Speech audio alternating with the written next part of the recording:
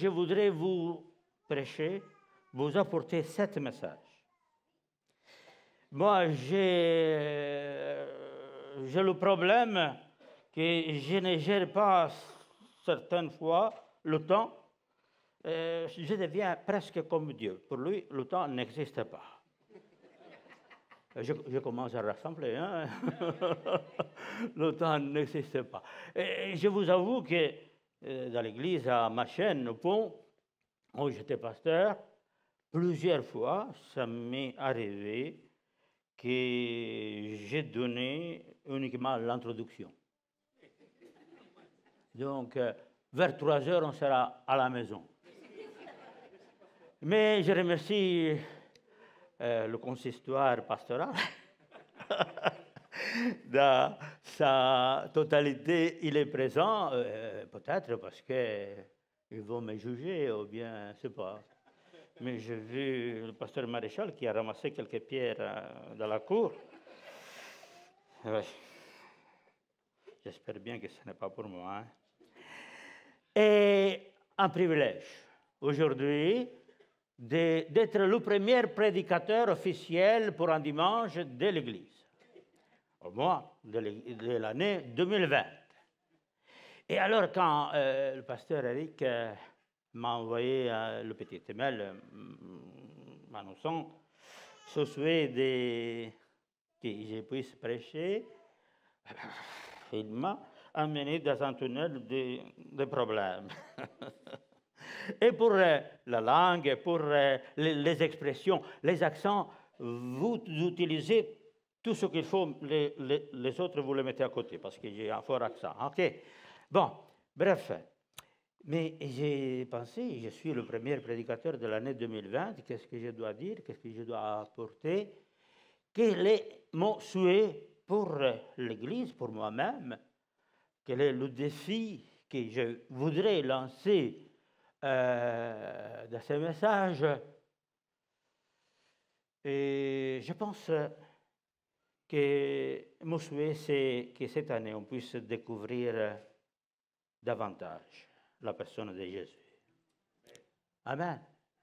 Découvrir davantage la personne de Jésus. Et je voudrais me lancer dans la prédication, donc, et la question c'est, qui est Jésus? Chacun de nous a son... excusez-moi, il était déjà là. Mais, OK, qui est Jésus? OK, Alfredo, merci. Qui est Jésus? C'est très important de connaître Jésus. Vous savez, quand à 23 ans, 24 ans, quand j'ai décidé d'aller à l'école biblique à Waterloo, au CBC à ce moment-là, avant d'aller à l'école biblique, je croyais de connaître tout. Je croyais que je connaissais tout concernant Dieu. Je me suis trouvé dans une classe et petit à petit, j'ai découvert que j'étais ignorant. Après 12 ans de fréquence de l'école biblique à plein temps, donc à ce moment-là, j'ai découvert que j'étais de plus en plus ignorant. Aujourd'hui, après 45 ans que je prêche et que je m'occupe en quelque sorte, je découvre que je suis encore plus ignorant. Découvrir Dieu, ça nous donne la possibilité de le connaître davantage, c'est vrai. Mais plus on le connaît davantage, plus grand il devient à nos yeux. Donc, plus petit nous devenons. De sorte que on découvre sa grandeur. Je dis à Philippe, une des dernières fois qu'on s'est rencontrés dans une cellule de prière chez Mélissa, ma fille, j'ai dit, écoute, que nous sommes la création. Le Créateur, il nous a donné, je ne dis pas la chance, la grâce plutôt, la possibilité de se découvrir à nous. Mais sachons que même l'éternité sera pas assez longue pour découvrir Dieu. Car Dieu restera toujours Dieu. Nous resterons toujours la création de Dieu. Et même une éternité ne sera pas assez longue pour découvrir ce grand Dieu. Donc, en quelque sorte, si je vous parle aujourd'hui de découvrir en quelque sorte un petit peu Jésus, je ne vous apporterai pas peut-être grand-chose parce que je ne suis pas à la hauteur de vous parler de la réalité de ce Jésus, mais je vais essayer de le faire selon mes accents, mes mots, mon expérience qui est très petite, en sachant que je parle avec des théologiens devant moi et que j'ai beaucoup apprécié. La première chose, quand le pasteur Maréchal m'a abordé, Eric. La première fois, je découvre que l'Église a un beau message, un message saint, S-A-I-N, hein? Correct. Et on va voir, on pense, OK, qui est Jésus pour toi? Eh bien, si tu connais Jésus, en quelque sorte, sache qu'il est beaucoup plus grand de ce que tu, qui est la conception que tu as de Jésus. Et si un livre de la Bible serait perdu dans l'histoire, le plus grand, peut-être la plus grande perte que l'Église aurait pu avoir aujourd'hui, c'est on aurait perdu quel livre de la Bible? Bon, pour moi, c'est l'Évangile des Jean. Pour moi, c'est l'Évangile des Jean. Bien sûr, l'apôtre Paul va développer sa théologie, mais toute la théologie de l'apôtre Paul est basée sur l'Évangile des Jean. Les évangiles synoptiques, si Matthieu, Marc ou Luc se seraient perdus, il aurait eu une grande perte quand même, mais les trois presque les mêmes. Hein. Mais l'Évangile des Jean, les trois évangiles synoptiques, ils parlent de ce que Jésus a dit, de ce que Jésus a fait. Mais l'Évangile des Jean nous parle de l'identité de Jésus. C'est le seul évangile qui nous parle de qui était vraiment Jésus. Bien sûr, on va lire quelques versets. Et Jésus a fait encore beaucoup d'autres choses. Si on les écrivait en détail, je ne pense pas que le monde entier pourrait contenir les livres qu'on écrirait. Philippe lui dit, Seigneur, montre-nous le Père, et cela nous suffit. Jésus lui dit, il y a si longtemps que je suis avec vous, et tu ne me connais pas. Philippe, celui qui m'a vu a vu le Père. Comment tu peux dire, montre-nous le Père? Ne crois-tu pas que je suis dans le Père et que le Père est en moi? Donc, la question qui est Jésus, c'est vraiment la question par excellence, la plus importante, que je découvre que dans l'évangile des Jean, même si l'évangile des Jean raconte uniquement, avant la mort de Jésus, raconte 7 miracles que Jésus a accomplis, uniquement 7 miracles. Et nous venons de lire qu'il a fait des centaines de miracles que nous n'avons pas. Dans l'éternité, il va nous raconter beaucoup de choses, n'est-ce pas? Amen. Mais c'est vrai que dans l'évangile des Jean, je peux découvrir Jésus pas parce que les autres disent de lui que, etc., etc., pas parce que les autres, ils ont une opinion de lui, mais que lui se présente au monde, se présente à l'humanité. C'est le seul qui a dit « Je suis le pain de vie ». C'est le seul qui a dit « Je suis la lumière du monde ». C'est le seul qui a dit « Je suis le bon berger ». Mais il a dit « Je suis le chemin, la vérité et la vie ». Je suis le vrai cep, etc. Je suis. Mais il a dit aussi un autre « Je suis ». Il a dit avant qu'Abraham fût, j'étais. Non, ne dis pas ça. Je suis. C'est la même présentation par laquelle Dieu se présente à Moïse devant ces buissons ardents. Et maintenant, il se présente aux gens en disant la même chose. Je suis.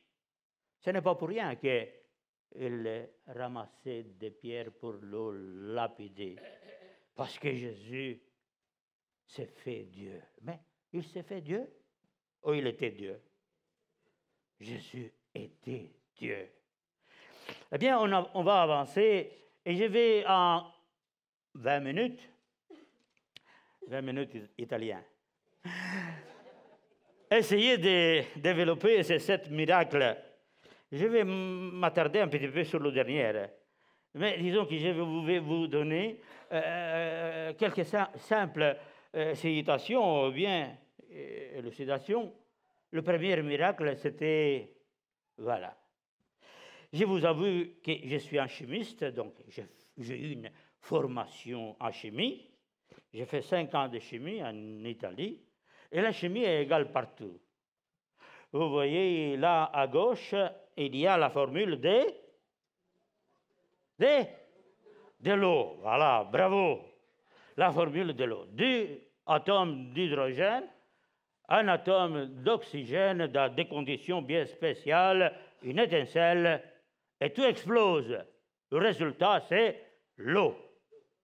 Eh bien, dans ces miracles, je voudrais vous dire qu'au début de ma vie chrétienne, quand j'ai analysé un petit peu ces miracles, les noces de Cana, je ne les retenais pas tellement grand-chose aux yeux de Dieu. Mais tu commences à chipoter, tu commences à faire le magicien, tu commences à faire l'illusionniste en quelque sorte.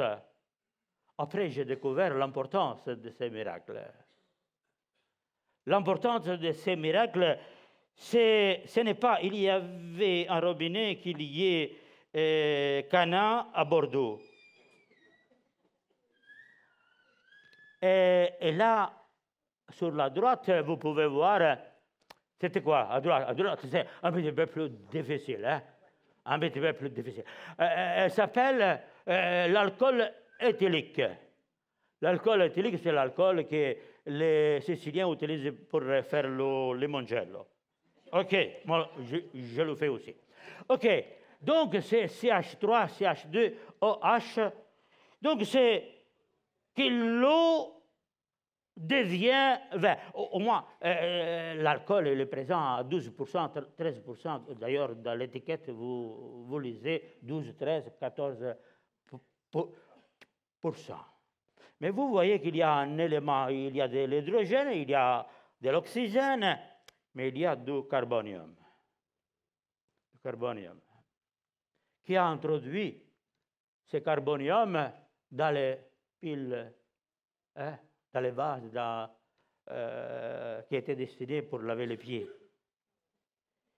Eh bien, ce miracle me parle que Dieu, dans la chimie, tout est une équation parfaite.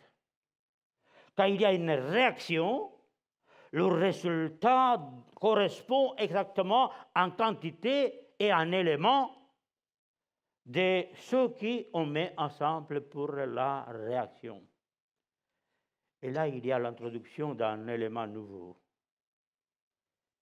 Dieu, Jésus, a la puissance de transformer les éléments de la nature. Uniquement Dieu. Uniquement Dieu a le pouvoir. Même la chimie d'aujourd'hui, pour altérer les éléments, il doit utiliser des bombardements à l'atome. Des bombardements, et à ce moment-là, il n'y avait pas de bombardement. Dieu, Jésus, il est celui qui transforme les éléments de la nature.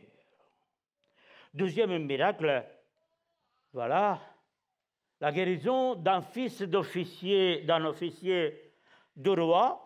À moi, il me parle, bien sûr, je ne veux pas rentrer dans les détails, hein, pour le vin, la grâce est beaucoup meilleure que la loi. Hein.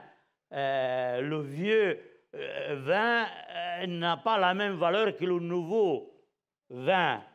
Et d'ailleurs, Jésus a dit ailleurs que des vieilles outres ne peuvent pas contenir le nouveau vin, le nouvel vin. Hein? Ce n'est pas possible. Il faut une transformation des outres. Et nous sommes ces outres transformées par la nouvelle naissance qui peuvent contenir le nouvel vin. Maintenant, cet officier du roi qui rencontre Jésus et il dit, voilà mon fils, mon serviteur, celui qui est dans ma maison, il est en train de guérir. Jésus, de mourir. Pardon. Il est en train de mourir.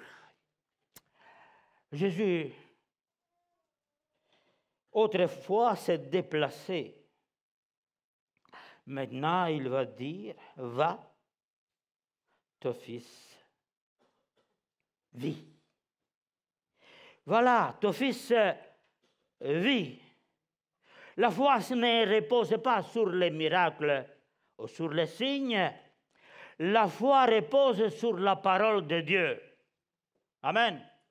La foi repose sur la parole de Dieu. Si Jésus a dit, va, ton fils vit, cet homme a cru que tous ceux qui sortaient de la bouche de ce Jésus de Nazareth, ça pouvait s'accomplir. Le grand théologien de l'histoire biblique, pendant que Jésus vivait, le grand théologien qui avait suivi toutes les études théologiques de Jérusalem, il s'appelait Bartimée. Amen. Bartimée était aveugle. Mais il a dit une affirmation. Il était mal renseigné quand Jésus s'est approché, qui a crié, Jésus, fils de David. Il était fils de Joseph. Il a reconnu que Jésus était roi. Reconnaître Jésus, frères et sœurs, c'est important dans notre vie. Et dans ces miracles-là, nous pouvons voir que Jésus a l'autorité de guérir à distance. Amen. Vous pouvez prier pour quelqu'un malade en Afrique. Il n'y a pas de problème. Vous pouvez prier pour un malade en Russie. Il n'y a pas de problème. Jésus est Dieu. Et il guérit à distance. Souvent, on dit, voilà, imposer les mains, c'est biblique. C'est en moyenne, Mais ce n'est pas nos mains qui guérissent, c'est Jésus. Amen. Eh bien, on va continuer. Il y a ces paralytiques à la piscine de Bethesda. Mais je ne sais pas, quand j'étudiais un petit peu, j'ai réfléchi sur ces paralytiques-là, je ne comprends pas pourquoi il l'amenait là. Car on n'a pas aucun texte biblique de l'Ancien Testament de cette histoire de la piscine de Bethesda, que certaines fois, un ange, c'est ça qui Jésus et la parole, l'évangile dit, il venait pour agiter l'eau et le premier qui plongeait, il était guéri. Mais d'accord, pour un aveugle, à la limite, si on disait, voilà l'eau, et l'eau bouge, et il était auprès du bord, il avait la puissance, la capacité de plonger. Pour un estorpié, à la limite, ça va. Mais un paralytique qui était là, un paralytique, aucune possibilité. Mais devant toute possibilité humaine, Jésus se présente. Jésus est présent ce matin. Je ne sais pas si tu es un paralytique spirituel ou bien si tu as quelques problèmes avec lui. N'attends pas la fin du message. Si le pasteur Eric va faire un appel, je ne sais pas, je vais lui laisser la place après. Mais n'attends pas. Si Jésus est là, il peut te guérir. Il peut restaurer ton âme. Il peut guérir ton cœur. Il peut résoudre ton problème. Tes angoisses, elles peuvent disparaître d'un moment à l'autre. N'attends pas la fin. Mais je peux découvrir quelque chose dans ces miracles. Cet homme, il est amené par Jésus à reconnaître que sa guérison dépendait d'une force extérieure. Il fallait quelqu'un qui le prend et qui le plonge dans l'eau. Même si l'eau représente la loi, l'ancienne alliance, etc., que l'effort qu'il faut faire pour rentrer dans le monde, soi-disant le monde israélo-judaïque, dans le monde de Dieu, comme on peut dire aussi. Mais là, il faut reconnaître la propre incapacité de s'en sortir. Personne ne pouvait le prendre ou voulait le prendre. Et le miracle que Jésus accomplit là, c'est au moment que ce pauvre bonhomme, depuis 38 ans, qui est paralysé, voilà, il découvre qu'il avait besoin d'une force extérieure. Quelqu'un qui ne sait pas nager, qui est en train de couler dans l'eau, c'est inutile qu'il prenne ses cheveux pour les tirer en dehors de l'eau. Impossible. Il faut une force extérieure. Et cette force extérieure, il est venu dans le monde pour donner la possibilité de donner la solution à tous ceux qui étaient en train de noyer, la Bible déclare mort, était mort. Cette puissance extérieure. Ok, on va. Voilà. La multiplication des pains. La multiplication des pains, ce miracle, me parle que Jésus a la puissance de créer du néant. Pourquoi je dis ça? Jésus a la puissance de créer du néant. Quand Dieu, dans les origines, il a pensé de créer l'univers, il a appelé toutes les entreprises qui existaient. Enzo n'était pas encore là. Il a appelé toutes les entreprises du monde, tous les bulldozers, mais tous ces matériels, ils venaient d'où? Eh bien là, nous sommes devant un jeune homme qui probablement a mené quoi à manger à quelqu'un de la famille qui avait le champ par là, qui travaillait par là. Et voilà que 5000 personnes étaient présentes ce jour-là. Et 5000 personnes, si j'ai bien fait le calcul, ce n'est pas la Sainte Seine qui distribuait ce jour-là. Mais la Bible dit que c'était 5000 hommes. On ne sait pas, Parce que quand la Bible parle de 5000 hommes, souvent les femmes ne sont pas comptées et les enfants non plus. OK. Bon, admettons que c'est 5000 personnes. OK. Et voilà. Admettons que chaque personne pourrait être rassasiée. Il pourrait avoir besoin de 300 grammes de pain. Ce n'est pas beaucoup, hein? Ce n'est pas beaucoup. Ce serait une tonne et demie. Une tonne et demie. 500 kilos de poisson environ. Et vous pensez que c'est la tonne et demie et les 2 tonnes en tout avec le poisson, c'était dans les épaules de ces garçons-là? La création du néant. Je suis celui qui crée. Vous savez, un chimiste, je reviens à la chimie, un chimiste qui s'appelait Lavoisier. Hein, vous avez entendu?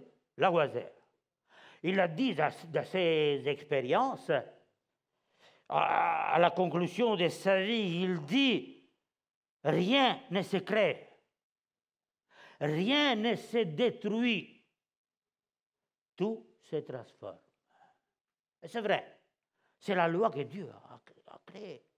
C'est la loi de Dieu, rien ne se crée, rien ne se détruit, tout est transformé.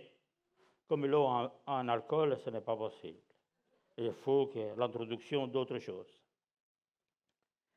Et voilà que ces personnes, pas simplement, ils furent rassasiés, pas simplement qu'ils ont eu quoi à manger en abondance, et l'abondance est soulignée du fait que 12 corbeilles d'avance sont avancées dans cette histoire.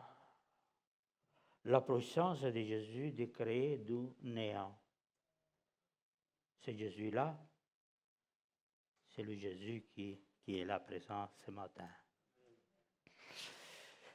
Voilà une autre folie de Jésus. Vous savez, moi, souvent il dit, et je l'ai dit plusieurs fois, je le répète, que Dieu, il est fou. Dieu, il est fou. Vous savez pourquoi?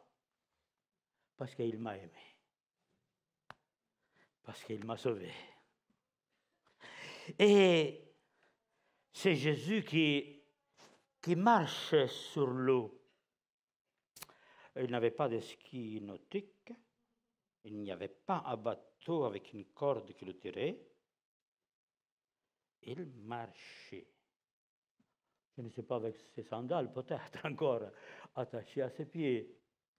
Mais il n'avait pas des pieds déformés, des palmes. Mais Jésus marche sur l'eau. La puissance de Jésus, ou l'autorité de Jésus sur la loi de la nature. Il est en dehors de la nature. Et il a puissance sur la nature elle-même, sur les lois que lui-même a formées, a créées, a exigé qu'il soit là. Notre ennemi avance. 6e miracle, l'aveugle né. Est-ce qu'il y a des infirmières chez nous ce matin? Ah, des infirmières, oui. Un médecin peut-être, des médecins, je ne sais pas. Mais un conseil que je vous donne, ne faites pas ce que Jésus a fait. Vous aurez peut-être, vous pouvez avoir des gros problèmes. Un aveugle né depuis sa naissance. La vue, c'est un des plus beaux sens que Dieu nous a donné. Je pourrais être muet, je pourrais être sourd, je pourrais être handicapé, je pourrais ne pas avoir le fonctionnement normal des mains, etc. Mais la vue, la plus belle chose. cet homme-là n'avait jamais vu de sa vie. Ne connaissait pas. Ne connaissait pas la lumière. Ne connaissait pas la forêt. Ne connaissait pas les fleurs, les orchidées. Ne connaissait pas les roses. Ne connaissait pas le coucher du soleil. Ne connaissait pas le visage de sa maman. N'avait jamais vu. Et voilà que pour rappeler au monde qui était devant lui de ce que Dieu fait à l'origine, qu'est-ce qu'il a fait? Il a pris de l'argile, hein? Il a soufflé, et Adam est sorti. En quelque sorte, il a voulu souligner, mettre la signature sur la création. Il a craché par terre. Mais si c'est Jésus qui le fait, il sait bien faire les choses. Il a pris la petite quantité de boue, il a ouvert le yeux, sac. L'autre, oui, sac. Il a bien battu la vie. Le résultat, pour la première fois, cet homme voit la puissance de Jésus a donné sa fonction naturelle, même si ses organes, les yeux, n'avaient jamais fonctionné. Pourquoi? Seulement Dieu peut faire ça. Seulement Dieu peut faire ça. Et permettez-moi 10 minutes encore, parce que la plus belle chose, on la réserve, Jean l'a réservée pour la fin. Voilà, on est Lazare. Voilà. La scène commence à Béthanie. Je vais m'attarder un tout petit peu, 10 minutes. Allez. Donc, elle commence à Béthanie. Et voilà qu'un message sur GSM, le GSM de Jésus, qui reçoit Lazare, celui que tu aimes, est malade. Top. Et Lazare a été frappé par une maladie.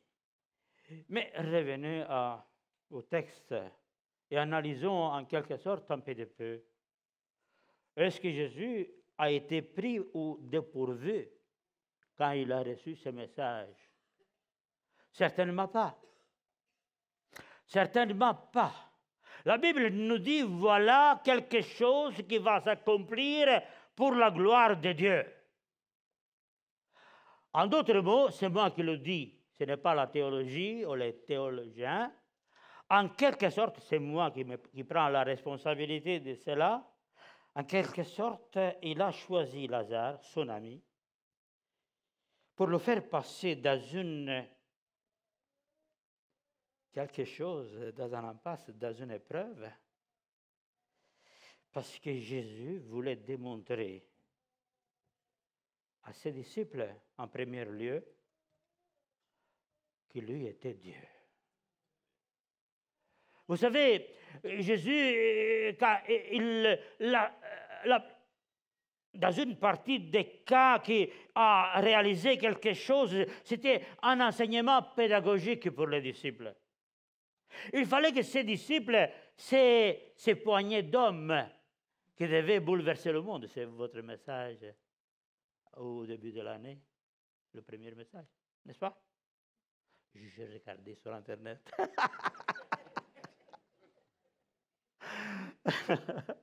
Donc, il fallait que ces hommes ils puissent avoir la vision totale,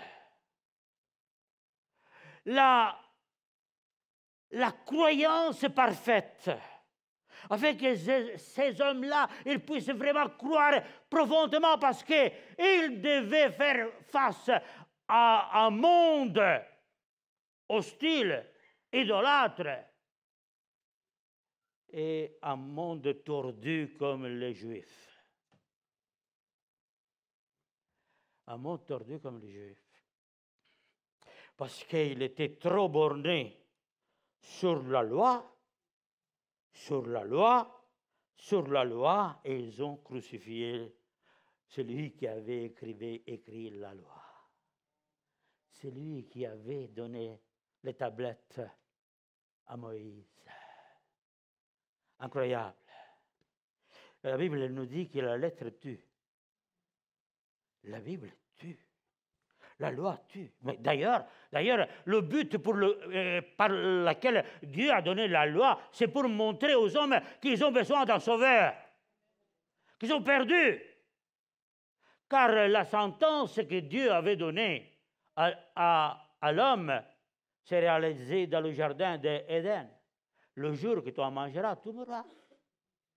Ça, c'était la sentence du tribunal de Dieu. Mais entre la sentence et l'application de la peine, 4 000, 5 000, 6 000 ans s'écoulent. Hein? Dieu a ouvert la possibilité à l'être humain, car le salaire du péché, c'est la mort, mais le don de Dieu, c'est la vie éternelle. Et quand Jésus sait que Lazare était mort, qu'est-ce qu'il a fait? Premier avion, Jérusalem. TGV, je ne sais pas. Il dit non, je me réjouis qu'il est mort. Et je vais vous montrer que ma joie sera encore plus parfaite qu'il va pourrir. N'est-ce pas? Il a retardé encore 2 jours. En Sicile, en Palestine surtout, mais en Sicile aussi. Si vous mourrez aujourd'hui, le soir, vous êtes enterré. Et ce qui s'est réalisé avec Lazare, le même jour peut-être, il a été dans le sépulcre. Et Jésus, il sait, il ne blague pas avec ses disciples quand il dit Lazare s'est endormi. Il savait bien qu'il était mort. Ses disciples n'ont pas bien compris. À un certain moment, il déclare Lazare est mort et je me réjouis que je ne suis pas là. On va retarder encore 2 jours. Et quand Jésus arrive à Béthanie, voilà, Marthe va à la rencontre de Jésus. Oh, si tu étais là. Si tu étais là, mon frère, je ne serais pas mort. Marthe reconnaît la puissance de Jésus pour effectuer un miracle. Mais maintenant, c'est trop tard. La mort a accompli ce cours dans sa vie. Et je prêcherai ce message une autre fois peut-être. Parce que je vois mon ennemi, je veux arriver à la conclusion. Mais Jésus, il dit, mais Marthe, ton frère ressuscitera. Mais bien sûr que je sais, je crois à la résurrection des morts. Tous les morts vont ressusciter. Et alors, Marthe rentre, Marie sort, parce que Jésus l'avait appelée. Et voilà, rebelote. Même s'ils ont confiance en ce Jésus qui avait connu jusqu'à ces jours-là, mais il restait beaucoup à découvrir dans la personne de Jésus. Vous avez des grands pasteurs, nous avons des grands pasteurs. Maintenant, je m'inclus. Qui prêchent vraiment en profondeur, mais connaître Jésus, c'est autre chose. Connaître Jésus est autre chose. Où vous l'avez enterré? Jésus ne savait pas l'adresse du cimetière, du tombeau, bien sûr que oui. Mais il voulait que tout le monde soit présent. Il voulait que tout le monde soit présent, qui voit vraiment qui était Jésus. Mais Jésus, il sent déjà de loin. Quand ils se sont approchés de l'endroit où il était, il sent déjà. Maintenant, une petite, je vous assure, une petite parenthèse. Mais vous avez jamais réfléchi à la décomposition qui arrive dans les veines d'une personne qui meurt? Vous avez jamais réfléchi qu'est-ce qui se passe dans tous les canaux artériens, veineuses, etc., ou bien les nerfs, les tendons. Une personne qui meurt, que les cellules sont mortes. Et la preuve que les cellules sont mortes, c'est quoi? La puanteur. Ça sent mauvais.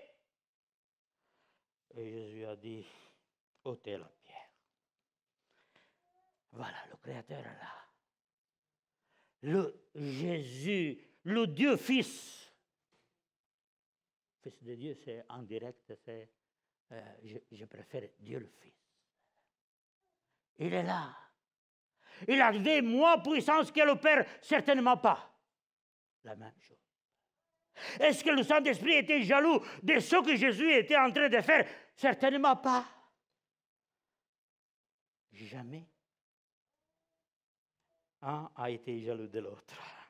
Même si Jésus, il a volontairement et s'est abaissé au terre d'une façon qu'il parlerait avec les hommes et exalterait le Père.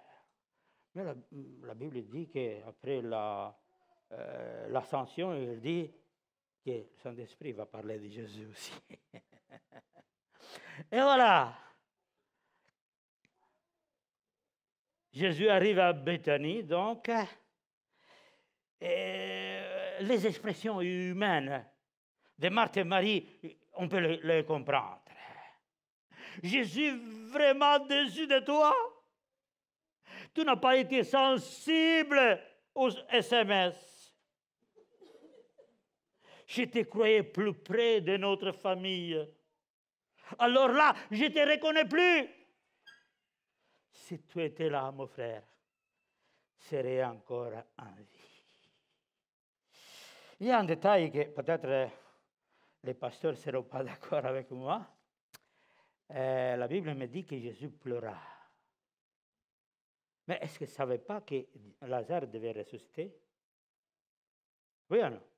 Vous le savez ou pas? Vous le savez. Alors pourquoi il a pleuré alors? Bon, disons, j'admets, ce n'est pas la Bible qui le dit, qu'il a compris la douleur. D'accord. Moi, j'ajoute la mienne.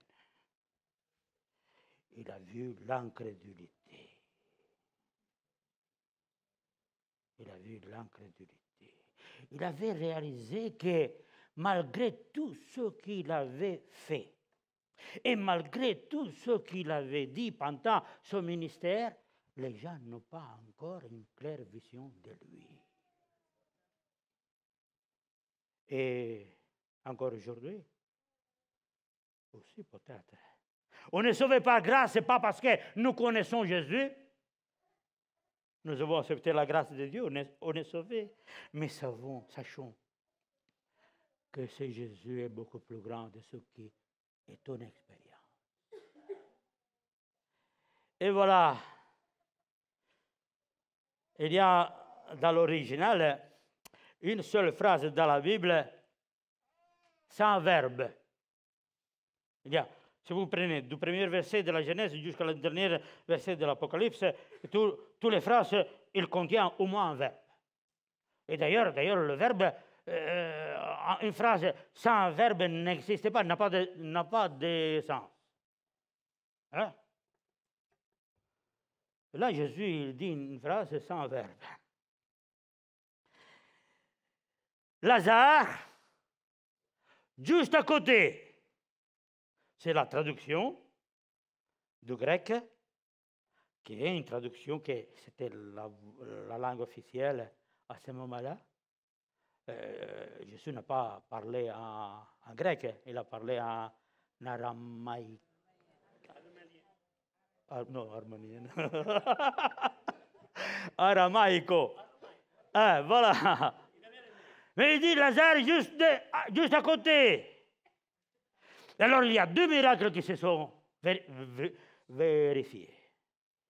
Le premier, c'est... Alors, vous n'avez pas compris, alors on recommence. Tout le message. Premier miracle, que Jésus revient, que Lazare revient en vie.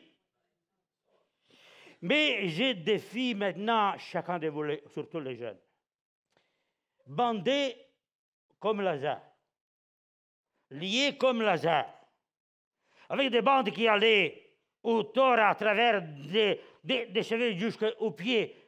Se tenez debout. Essayez, prenez votre femme, attachez-la bien.